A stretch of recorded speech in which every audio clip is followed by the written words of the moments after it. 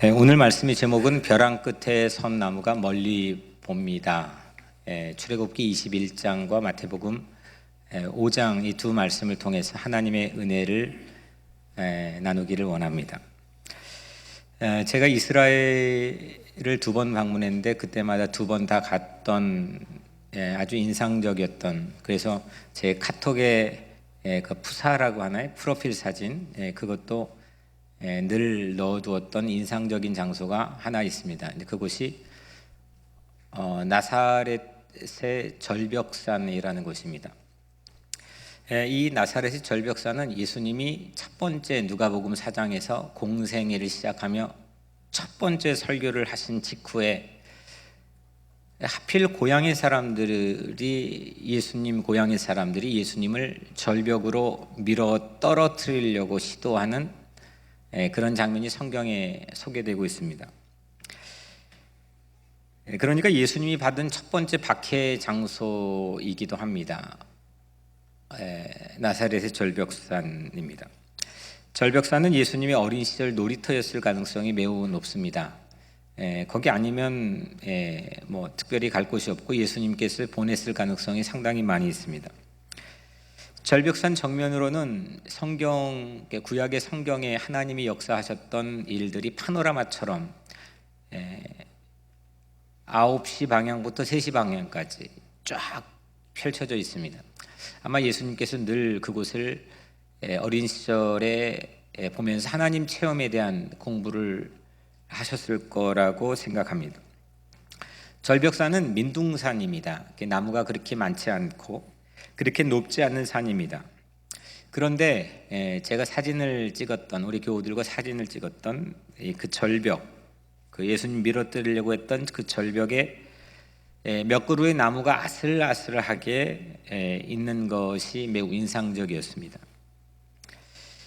그 나무가 이제 그 벼랑 끝에 있는 모습을 오늘 말씀을 통해서 영감을 주시고, 또 오늘은 특별히 벼랑 끝의 그 나무를 통해서 오늘 우리에게 주어진 두 가지 본문을 보는 돋보기로 삼고자 합니다.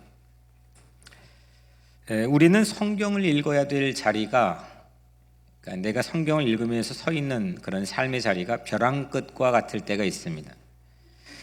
지금 내가 처한 상황에서 이 말씀을 하나님, 내가 어떻게 받아들여야 됩니까?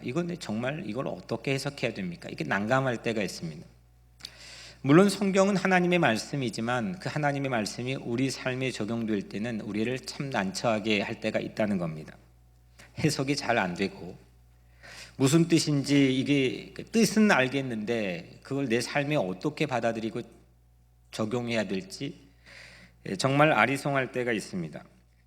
때론 말씀이 하나님 너무하십니다, 나에게 그렇게 가혹하게 들려질 때도 있고, 때론 말씀이 내 상황과 전혀 동떨어져 있는 달콤하긴 한 솜사탕 같은데 내 삶에 전혀 도움이 안 되는, 길잡이가 되지 않는 그런 말씀이 될 때도 있습니다. 그래서 벼랑 끝에서 하나님의 말씀이 성경을 읽어야 될 때가 있습니다.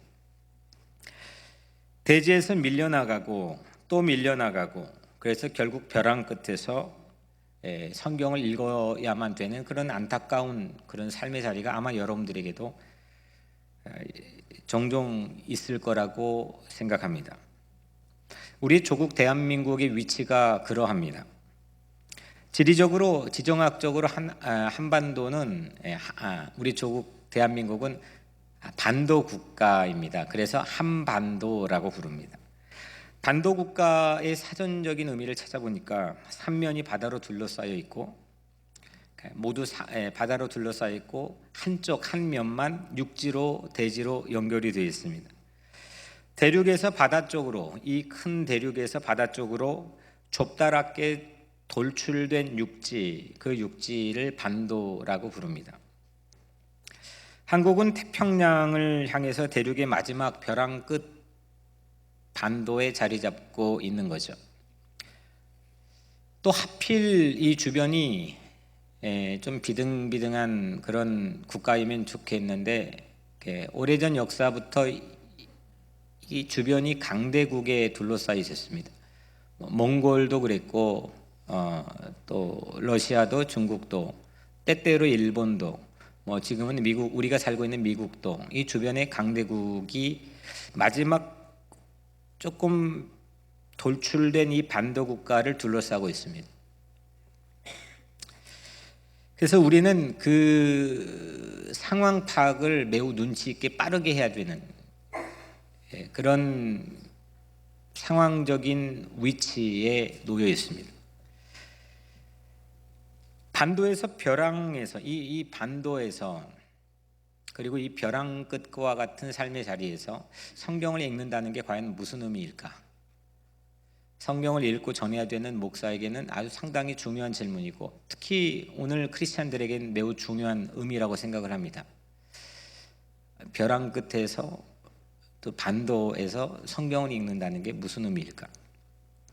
오늘 본문은 오늘 우리가 읽은 두 가지 본문 다 벼랑에서 더 나갈 길이 보이지 않는, 더 나갈 길이 없는, 막혀버리면 아무것도 안 되는 그런 반도에서 벼랑에서 성경을 읽는 것과 같습니다.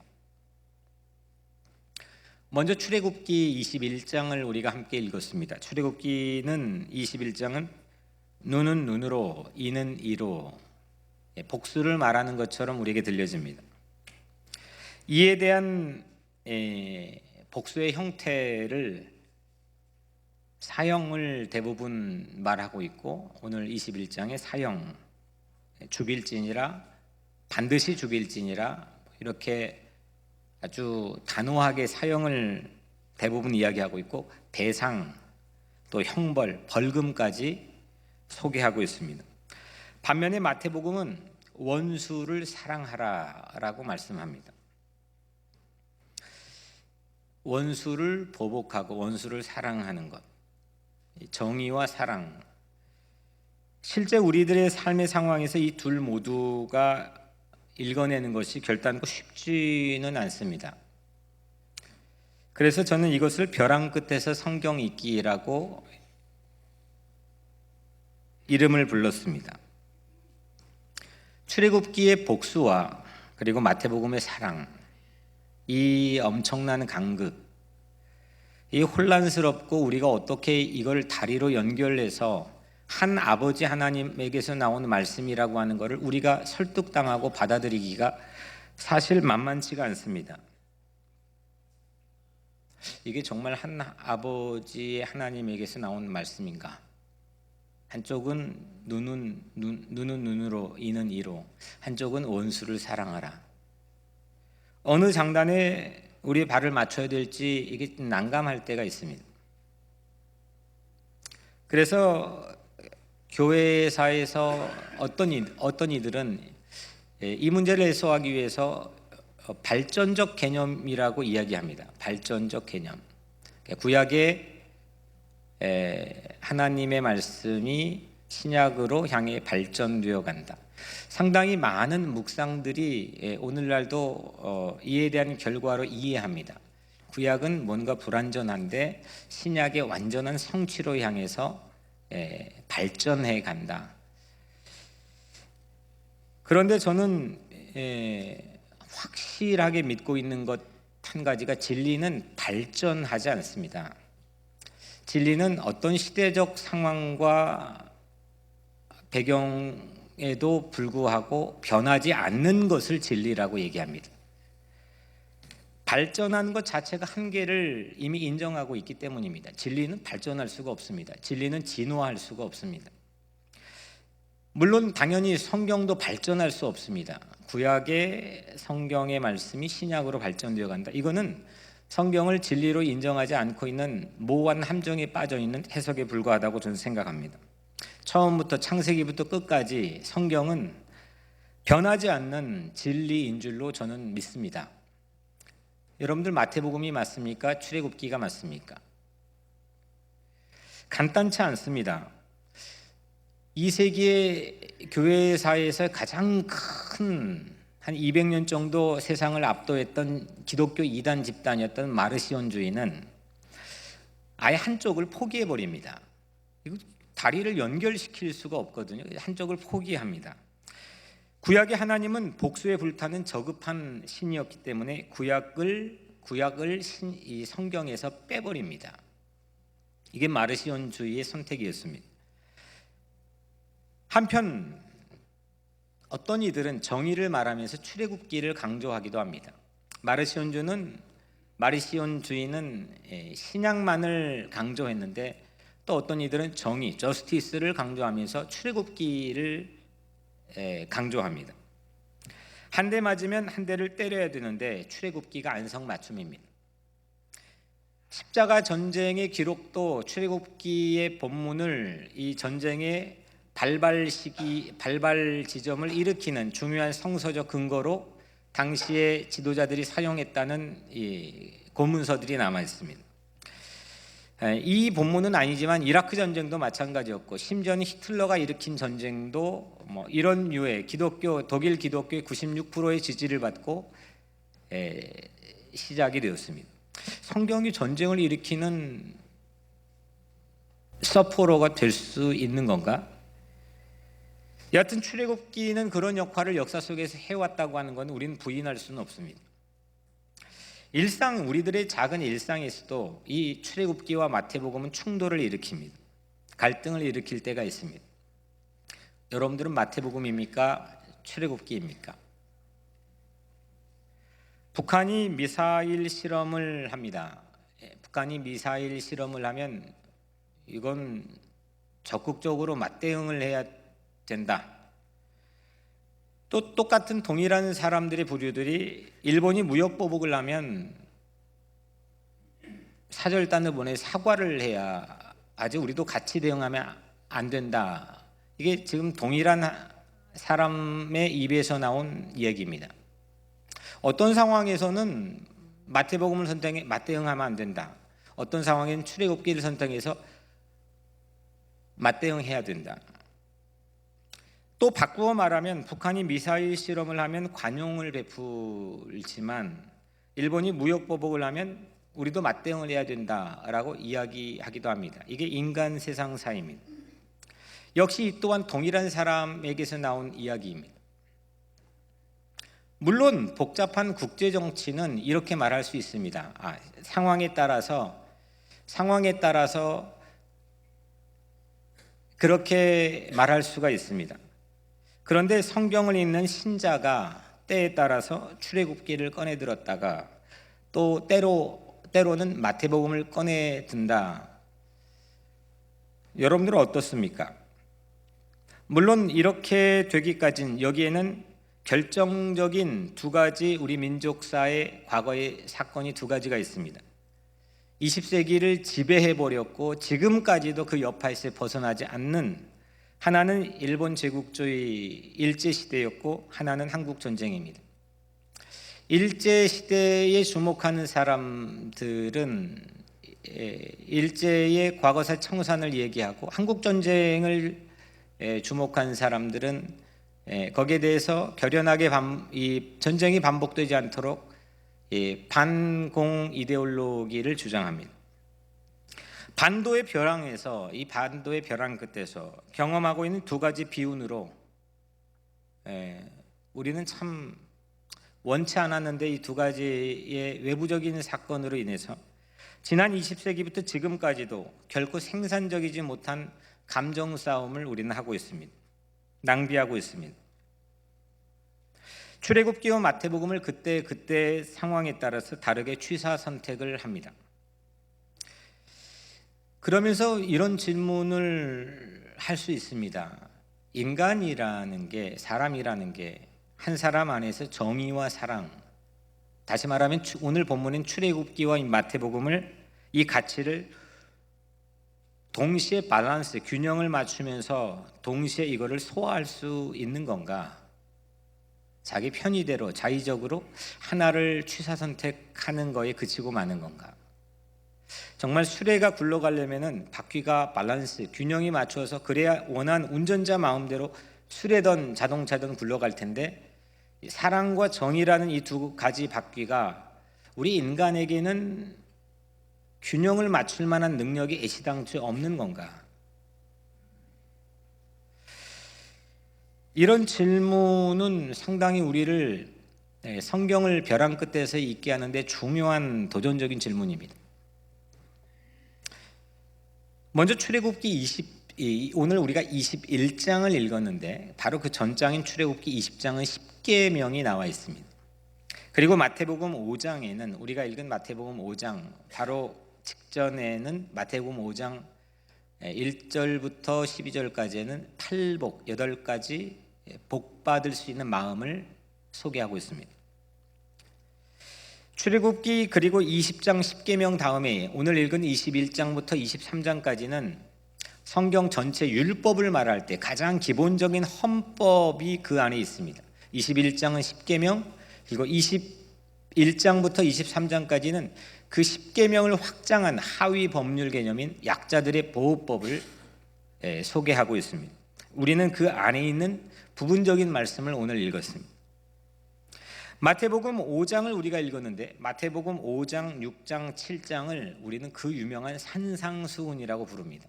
이 산상수훈은 8가지 팔복, 이 팔복을 해설한 거죠. 팔복에 대한 해설이라고 생각해도 무방합니다. 그래서 오늘 읽은 출애굽기 21장은 10계명 헌법에 확장된 법률이라고 한다면 마태복음 오늘 읽은 5장에 있는 말씀은 팔복, 이렇게 예수님이 새로 해석한 이 팔복에 대한 해석이라고 생각하면 좋겠습니다. 그런데 문제가 발생합니다. 예수님이 벌집을 건드리는 그런 발언을 하셨기 때문입니다. 어떤 발언이냐? 오늘 우리가 읽은 마태복음 5장 38절, 마태복음의 첫 절입니다. 또 눈은 눈으로, 이는 이로 갚으라 하였다는 것을 너희가 들었으나. 예수님께서 이 말씀을 했습니다. 눈은 눈으로, 이건 출애굽기 20장에 오늘 우리가 같이 읽은 말씀에 들어가 있죠. 눈은 눈으로, 이는 이로. 이 출애굽기를 원수 사랑으로 예수님께서는 재해석을 해주셨습니다. 이것은 출애굽기와 마태복음이 저 동에서에서 동에서 서까지 먼 것처럼 만날 수 없는 것처럼 이건 정말 동떨어져 있는 만날 수 없는 것이 아니라 이거는 한 아버지의 입에서 나온 같은 동일한 성경의 진리라고 하는 말씀입니다. 다시 말하면 이건 재해석이라기보다는 본래 의미를 회복시켜 주신 거죠. 처음 의미를 회복시켜 주신 겁니다. 그런데 이것이 처음 하나님께서 시내산에서 모세를 통해 백성들에게 주셨던 원래 하나님의 그 말랑말랑하고 이런 그 본연의 하나님의 그 마음이 깃든 법의 정신은 다 사라지고 세월이 흐르고 수많은 사람들의 구전이든 배움이든 교육이든 뭘 통해 전해져 내려오면서 이게 완전히 변질되고 왜곡돼 버렸다는 거죠. 예수님은 그거를 처음 모습 그대로 바로 잡아주시겠다는 겁니다. 이러니까 예수님이 이렇게 문제 발언을 하니까 당시의 율법학자, 법학자들이죠. 당시의 법학자들 눈은 눈으로 그러면 출애굽기를 포기하자는 거냐라고 예수님에게 대들기 시작합니다. 예수님을 구약의 폐지론자로 몰죠. 구약 필요 없다는 거냐? 예수님은 하나님의 말씀을 그런데 1.1획도 허투루 다루지 않으십니다. 예수님이 이렇게 그 마태복음 5장 같은 장의 17절 18절에 이렇게 말씀하죠. 내가 율법이나 선지자나 폐하러 온 줄로 생각지 말라. 폐하러 온 것이 아니요 완전케 하려 함이로다. 천지가 없어지기 전에는 율법의 1.1획이라도 반드시 없어지지 아니하고 다 이루리라. 아멘. 율법과 선지자는 통상적으로 이건 당시의 성경, 구약 성경입니다. 구약을 폐기하자는 게 아니다. 이건 본래 하나님이 처음 주신 뜻을 회복하고 완성하는 것이다. 이게 예수님의 말씀의 의도입니다. 그래서 마태복음의 원수사랑과 출애굽기 원수복수, 이 둘 중에 하나를 포기하면 이건 실수다. 이건 하나님 앞에 죄 짓는 거다. 이게 오늘 첫 번째 말씀의 대지입니다. 이 두 가지 출애굽기의 말씀과 마태복음의 말씀은 동일한 한 아버지 하나님의 입에서 나온 동일한 진리라는 겁니다. 그 둘 중에 무엇도 포기할 수 없는, 그걸 이제 벼랑 끝이라고 표현했습니다. 벼랑 끝에서 우리는 성경을 읽습니다. 예수님은 그러니까 출애굽기를 완성하는 마태복음을 얘기하신 건데, 출애굽기를 완성하는 마태복음의 의미가 뭐냐? 이게 오늘 두 번째 의미입니다. 성경은 물론 보편적입니다. 배우지 못한 사람이나 배운 사람이나 모두 동일하게 이 성경을 이해하고 이 성경을 통해서 하나님을 만나 구원받게 되는 아주 보편적인 그런 진리입니다. 특정한 사람에게만 이 성경이 해석되어질 수 있도록 만든 시대는 중세시대 면죄부를 통해 부패한 걸로 낙인 찍혔습니다. 그런데 이렇게 보편적인 성경이지만 잘 보시면 성경에 수신인이 지정되는 경우들이 아주 많이 있습니다.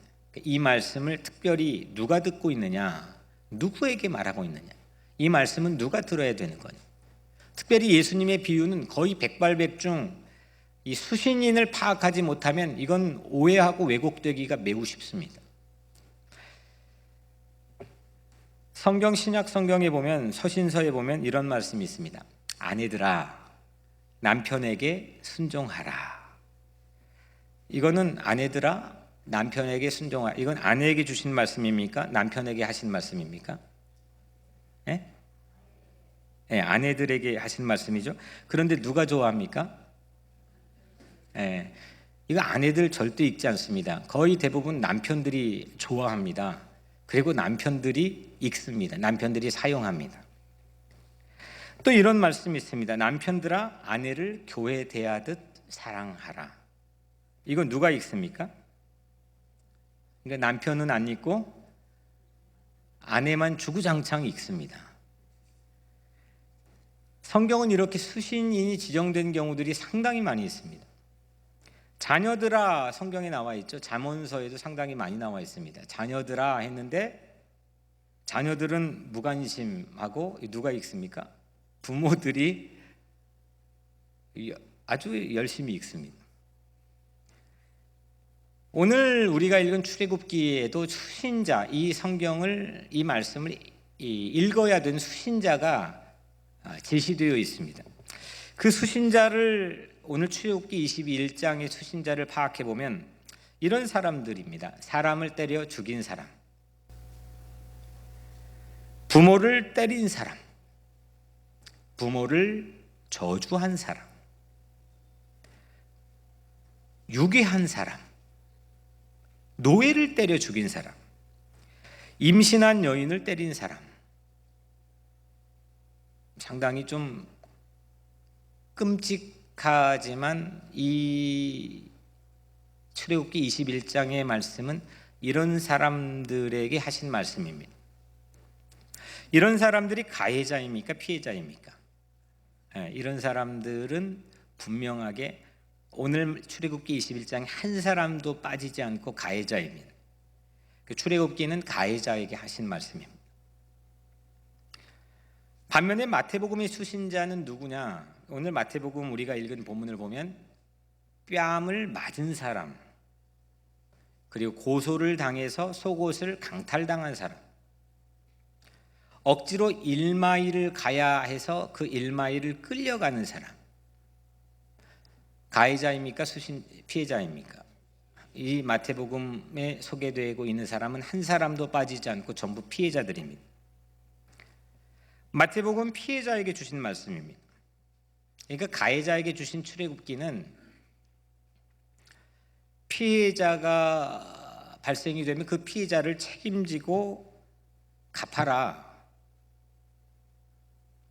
그 약자를 보호하고 갚아라. 그거를 무심히 지나치지 말고 아무것도 아닌 것처럼 못 본 채 하지 말라. 이렇게 말한 반면에 피해자에게 주신 마태복음은 가해자가 혹 너희에게 있을지라도 그 가해자를 사랑으로 용납하고 용서하라. 이렇게 말씀한 겁니다. 동일한 한 하나님이 출애굽기도 말씀했고 마태복음도 말씀했습니다. 세월이 흘렀다고 이 생각이 발전할 수 없는 하나님이 어떻게 발전합니까? 인간은 기술을 발전할 수 있지만 하나님은 발전할 수 없습니다. 그래서 우리는 진리의 하나님임을 믿고 있습니다. 발전하는 건 우린 믿음의 대상이 아닙니다. 그건 과학의 재료입니다. 발전하지 않는 유일한 진리를 찾는 것이 구도이고, 우리는 기독교인들은 그 진리를 하나님으로 믿고 있습니다. 다만 이건 발전이 아니라 이건 누가 읽어야 되느냐입니다. 출애굽기를 누가 읽어야 되느냐, 마태복음을 누가 읽어야 되느냐, 이것이 바로 벼랑 끝 성경 읽기입니다. 성경은 변하지 않는 성경이지만 성경을 읽는, 성경이 어떻게 변합니까? 성경이 어떻게 바뀝니까? 성경을 읽는 누군가의 삶의 자리가 변하는 거죠. 근데 누군가의 삶의 자리가 변하는 걸 마치 성경의 진리가 변하는 것처럼 사람들은 호도하기도 합니다. 별로 그럴 일이 없을 것 같지만 상당히 많이 있습니다. 성경을 읽는 누군가의 삶의 자리가 무엇인지, 이 말씀을 받는 수신인의 삶의 자리가 어떠한지, 이것이 매우 중요합니다.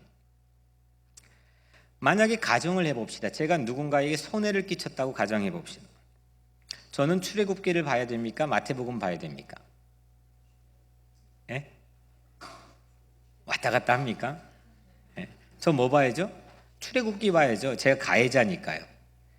정말 마태복음 보고 싶은 마음이 정말 여기까지 차오르지만, 에이, 내가 가해자니까 너 용서해, 성경에 그렇게 나와 있잖아, 이렇게 말하고 싶은 마음이 여기까지 올라오지만 그거 참고 마태복음 덮고 그때는 출애굽기 봐야 되는 것이 하나님의 백성들의 모습입니다. 그러면 이때 피해자는 마태복음을 읽고 와서, 야, 여기 보니까 용서하라고 그러던데 괜찮아, 이렇게 말할 수 있어야 됩니다. 설마 그럴 리는 없겠지만, 뭐 그런 것도 별로 본 적이 없지만, 이렇게 가해자는 출애굽기 보고 내가 책임질게, 얼마나 아팠니?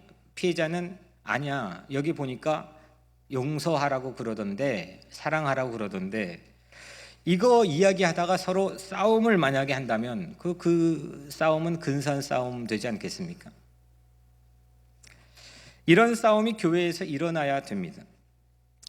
피해자가 마태복음 들고 와서 용서한다니까, 동시에 가해자가 출애굽기 들고 와서 책임진다니까, 싸울 리도 없겠지만 서로 이걸로 옥신각신한다면 그건 정말 볼만한 싸움, 하나님 나라의 근사한 싸움이 될 거라고 생각합니다. 벼랑 끝 나무가 멀리 보는, 벼랑 끝 나무가 이렇게 멀리 보는, 새로운 것들이 창조되는, 사람은 그걸 인위적으로 만들 수 없는 새로운 파노라마를 연출되어진 걸 볼 수 있는 그 성경 읽기가 벼랑 끝에 성경 읽는 겁니다. 내가 정말 밀려나고 또 밀려나 더 이상 갈 길이 없는 그런 상황에서 성경은 우리에게 길을 열어줍니다.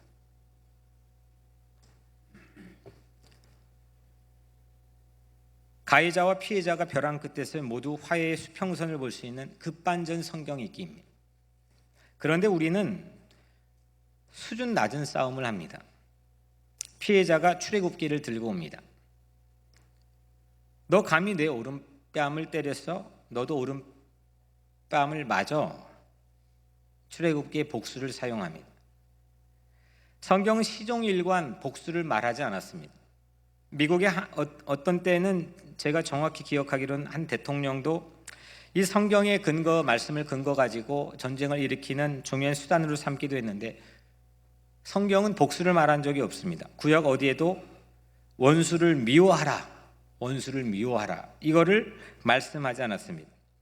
오늘 출애굽기 21장에 멀리도 가지 않고 딱 2장만 건너뛰어 출애굽기 23장 4절에서 5절을 말씀을 보면 이런 말씀이 있습니다. 네가 만일 네 원수의 길 잃은 소나 나귀를 만나거든 반드시 그 사람에게로 돌릴지라.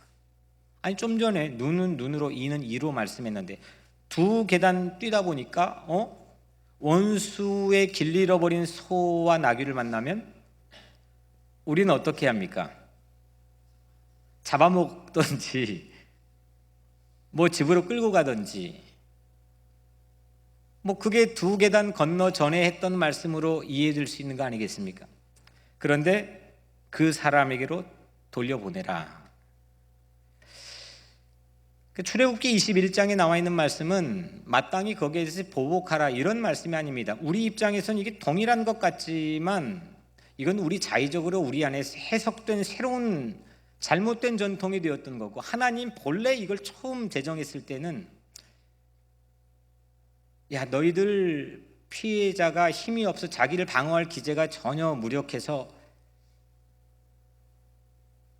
마냥 피해만 보는 삶이 양산되는 사회라고 한다면 그거는 젖과 꿀이 흐르는 가나안 약속의 땅이 될 수가 없다. 너희들 새로운 땅에 가서는 과거 이집트의 노예의 삶처럼 그런 법을 가지고 살면 안 된다. 약자들을 보호해라. 피해자가 양산되지 않도록 그 사회의 땅은 새롭게 너희들이 세워야 된다. 약자들을 향해서 한없는 긍휼이 담겨있는 하나님의 말씀이 출애굽기 21장입니다. 출애굽기는 복수하는 것이 아니라 남에게 실수하면 책임지고 그를 갚아주라 이런 말씀이죠. 오늘 읽은 말씀 중에 출애굽기 21장 19절에 정말 제 마음에 멋있는 말씀 하나가 눈에 띄었습니다. 그간의 손해를 배상하고 그가 완치되게 할 것이니라.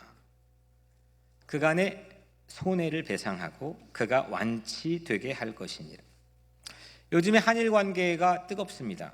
일본은 야, 이전에 전부 다 갚았지 않았느냐, 1965년 너희 국가의 수장과 한일 청구권 협정을 해서 뭐 다 갚지 않았느냐.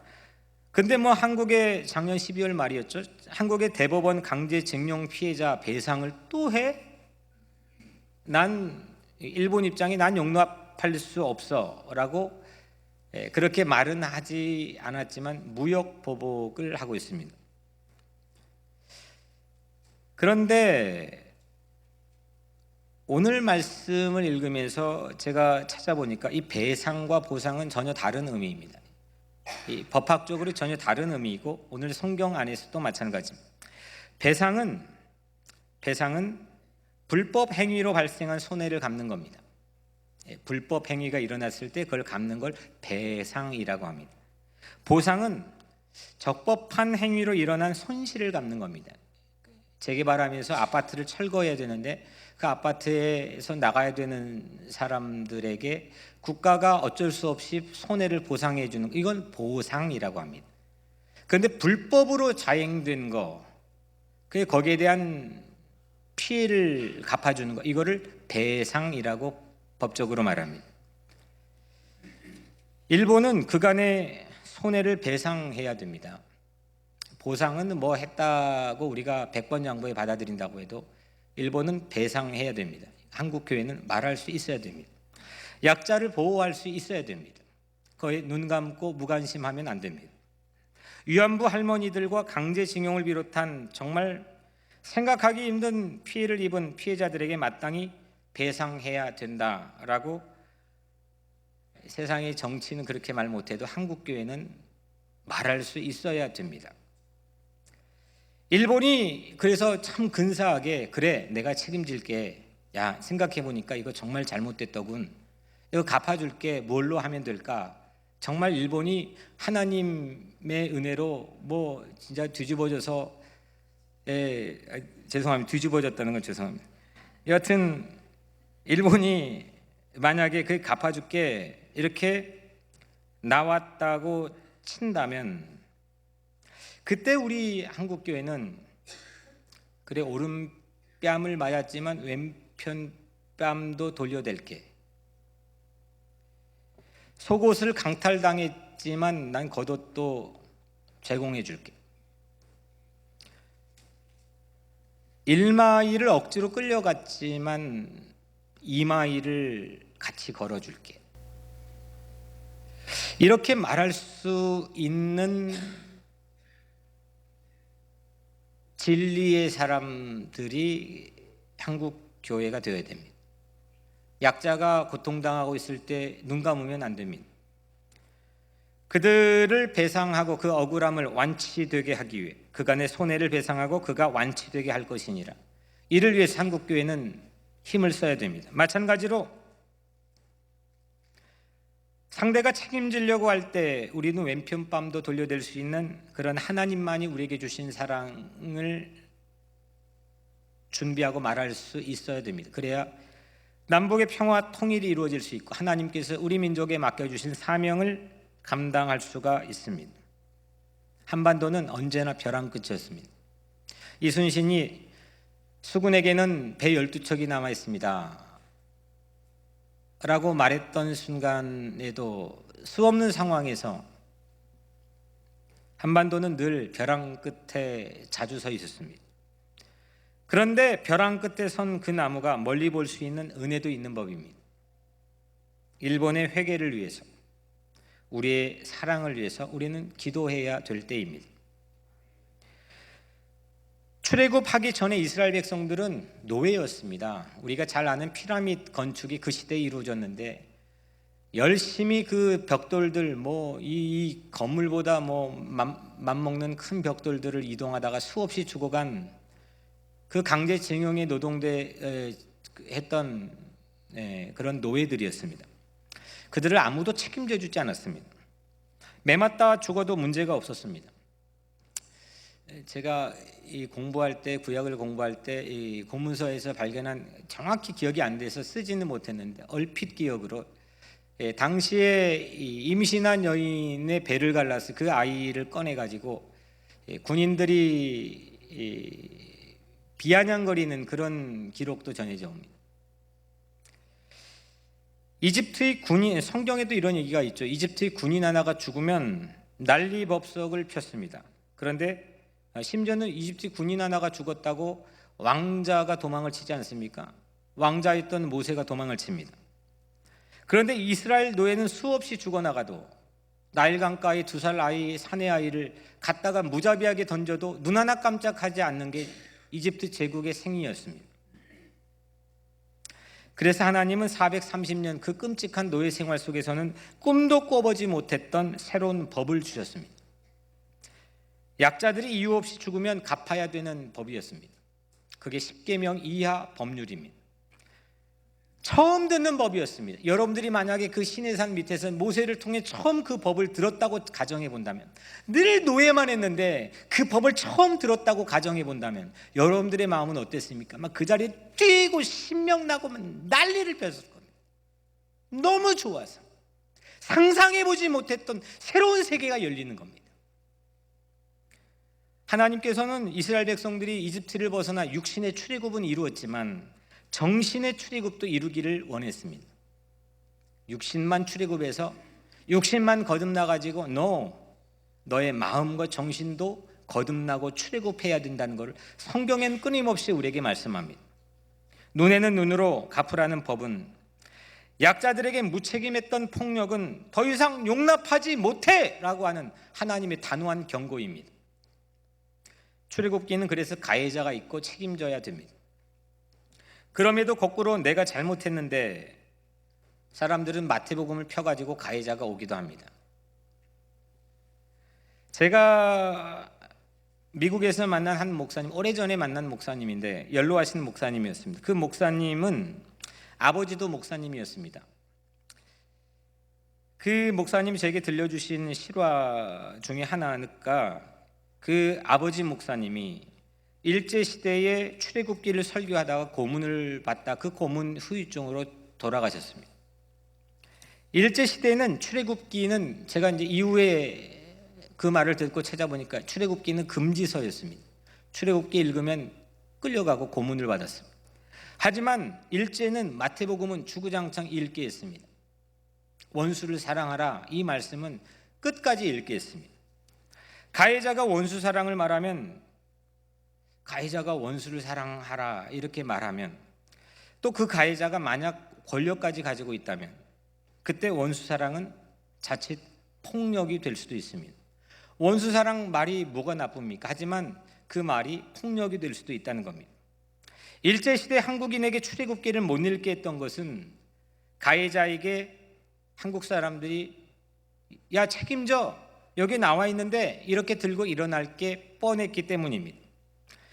우리나라를 침략했던 일본 사람들은 두 가지 다 읽어야 되지만 출애굽기를 먼저 읽어야 됩니까? 마태복음을 먼저 읽어야 됩니까?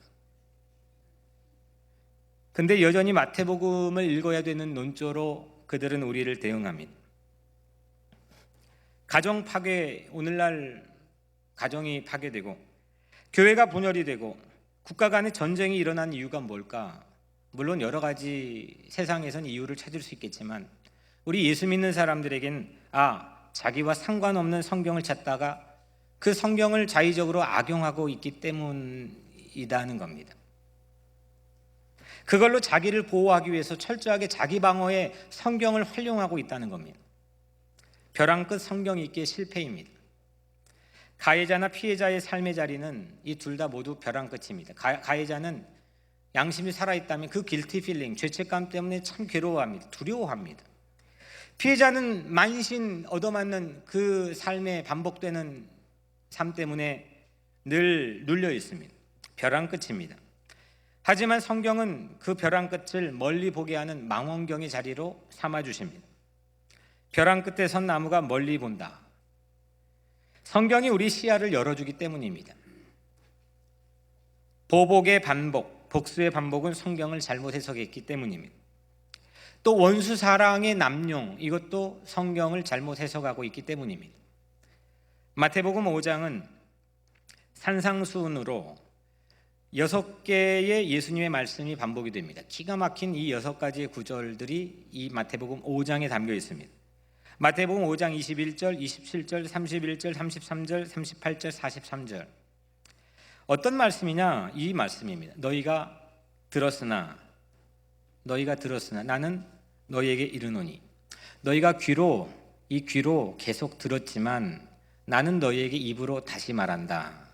예수님께서 6번 반복했습니다. 수없이 들어온 법률이겠지만, 수없이 들어왔던 말씀이겠지만 내가 너희에게 다시 말해야 되겠다. 왜냐하면 처음과 너무 동떨어져 왜곡되어 있기 때문입니다. 그 진리가 동떨어져 있는 게 아니라 그 진리를 해석하고 적용하는 사람들의 삶의 자리가 본래 하나님과 너무 동떨어져 있어 버렸기 때문입니다. 눈은 눈으로, 이는 이로 갚으라 하였다는 것을 너희가 들었으나 나는 너희에게 다시 이르노니. 처음 법이 제정될 출애굽기 직후, 이 출애굽기 21장의 처음 취지는 약자에게 해를 끼치지 말고 혹 실수로 해를 끼쳤다면 그거 책임지는 사회를 만들라. 난 약자를 보호해야 되겠다. 이것이 하나님의 처음 마음이었습니다. 그런데 이것이 와전되어서 해를 당했으면 당한 대로 갚아줘라. 이것이 정의다. 이걸로 와전되어 바뀌어버렸습니다. 처음이 완전히 변질되어 다른 모양이 되었습니다. 여러분들 인류의 첫 번째 형제를 아시죠? 누구죠? 가인과 아벨입니다. 가인은 아벨을 돌로 들에서 쳐 죽였습니다. 가인은 이 돌로 쳐 죽이고 첫 번째 살인자가 된 다음 하나님께서 너는 이제는 유리하는 자가 된다, 떠돌이가 될 것이다, 이렇게 하나님께서 심판을 하시니까 이 말씀을 듣고 나서 이렇게 말합니다. 창세기 4장 14절, 물은 나를 만나는 자마다 나를 죽이겠나이다. 자기의 두려움을 토로합니다. 하나님, 내가 이제 누군가를 만나면 누군가가 나를 만나서 죽일지도 모르겠습니다. 난 두렵습니다. 이걸 말합니다. 가인은 벼랑 끝에 섰습니다. 그런데 그 바로 직후, 가인이 그렇게 말한 직후에 하나님은 어떤 조치를 취하십니까? 정말 그래서 하나님입니다. 그래서 좋으신 하나님입니다. 기가 막힙니다. 분명 떠돌이가 될 것이라고 방금 전에 심판했는데 하나님은 가인에게 놀라운 은혜를 베푸십니다. 바로 직후에 창세기 4장 15절, 여호와께서 그에게 이르시되, 여호와께서 가인에게 이르시되 그렇지 아니하다. 가인을 죽이는 자는 벌을 7배나 받으리라 하시고 가인에게 표를 주사 그를 만나는 모든 사람에게서 죽임을 면하게 하시니라. 벼랑 끝에 서 있는 가인에게 하나님은 가인의 표, 영어로 마크, 가인에게 마크 하나를 줬습니다. 너 죽이면, 너에게 보복하면 그 사람 7배나 벌을 받게 될 거야. 죽임을 피하게 했습니다. 죽임을 피할 방법이 없었는데 그는 죽임을 피하게 되었습니다. 세상은 오랫동안 이 싸움을 합니다. 누가 가해자냐? 가정에서도 세상에서도 국가 간의 전쟁을 일으킬 때도 다 양쪽 다 명분이 있습니다. 다 피해자라고 합니다. 가만히 보시면 가해자가 없습니다. 세상에는 가해자 싸움을 하는데 가해자가 없습니다. 전부 피해자라고 합니다. 내가 피해받았다는 겁니다. 그것이 인간의 한계입니다. 그것이 인류의 죄입니다. 이걸 벗어날 방법이 세상에 있지 않습니다. 그때 한 분이 그래, 내가 책임질게. 내가 갚아볼게. 그리고 가해자의 자리에 서신 분이 있습니다. 그분은 무고하고 흠이 하나도 없는 분이 그 가해자의 자리에 섰습니다. 그래서 그분에게 별명을 세례 요한이 어린 양이라고 불렀습니다. 그분은 예수 그리스도입니다. 그분은 십자가에 못 박혀 죽임을 당했습니다. 예수님을 당시 죽였던 사람들은 자신들이 피해자라고 명분을 가지고 그를 죽였습니다. 내가 너 때문에 잡을 잃고, 너 때문에 권위를 잃어버리고, 너 때문에 피해를 당했다는 겁니다. 그래서 예수를 죽였습니다. 예수에게 감히 가해자의 누명을 씌워 죽였습니다. 그런데 여러분, 예수 그리스도의 십자가는 이후 우리 모두에게, 그를 믿는 자들에게 가인의 표가 되어 주었습니다. 십자가를 바라보며 믿는 사람은 누구든지 죽지 않고 영원한 삶을 얻기 때문입니다. 우리가 사실 전부 가해자들 아닙니까? 가해자들 논쟁 중에 세상은 피해자들만 있지만 성경을 통해서 우리를 조명해 보면, 십자가를 바라보면 우리가 전부 가인이 아닙니까? 그런데 하나님은 우리를 긍휼히 여겨주십니다. 하나님, 나 두렵습니다. 어디에서 내가 객사할지 모르겠습니다. 어디에서 일이 그르칠지 모르겠습니다. 그 자책감, 죄책감이 안겨다주는 삶에 대한 두려움을 하나님은 아셨습니다. 그리고 우리를 긍휼히 여겨주십니다. 어린 양 예수 그리스도의 보혈을 통해 우리에게 보혈의 마크를 주셨습니다. 사랑하는 성도 여러분, 십자가야말로 벼랑 끝 아닙니까? 맞고 빼앗기고 억지로 끌려가는 그 자리가 십자가의 벼랑입니다. 그런데 예수님은 십자가 그 벼랑에서 출애굽기를 새로 보았습니다. 우리도 십자가 벼랑 끝에 섰을 때, 그 십자가의 벼랑 끝에 섰을 때 보혈 마크를 보면 땅끝의 파노라마처럼 하나님의 역사가 펼쳐지는 새로운 이 땅의 지평선이 아니고 새로운 하나님의 지평선을 보게 될 줄로 믿습니다. 그때 반도가 살 길이 열립니다. 지정학적 위치로 인한 핸디캡으로 인한 우리의 벼랑 끝의 삶에 세상의 방법으로 열어주지 못했던 길이 그때 새로운 길로 열려지게 됩니다. 사방이 우겨쌈을 당해 길이 보이지 않는 곳에 혹시 서 계십니까? 사방이 우겨쌈을 당해 앞길을 상실한 그런 삶의 자리에 혹시 서 계십니까? 사랑과 정의가 유일하게 한 마크에 담겨 있는 보혈 마크를 여러분들의 손에 바라보시길 바랍니다. 그때 벼랑 끝에 서 있는 나무는 멀리 보게 될 줄로 믿습니다. 기도하겠습니다. 은혜로우신 하나님, 감사합니다. 우린 벼랑 끝에 서 있을 때가 얼마나 많이 있는지 모르겠습니다. 개인적으로도 가정적으로도 우리가 살고 발붙이고 살아가는 이 공동체들 안에서도 벼랑 끝에 서 있을 때가 많습니다. 하나님, 그런데 우리에겐 말씀, 진리를 주셨습니다. 예수를 주셨고 예수의 십자가를 주셨습니다. 하나님, 그 우리의 삶의 자리인 벼랑 끝에서 예수 십자가로 세상을 바라보게 하시고 가인의 표와 같은 보혈 마크로 이 세상 능히 승리하며 이길 수 있도록 우리를 붙들어 주시옵소서. 예수 그리스도 이름으로 간절히 기도드리옵나이다. 아멘.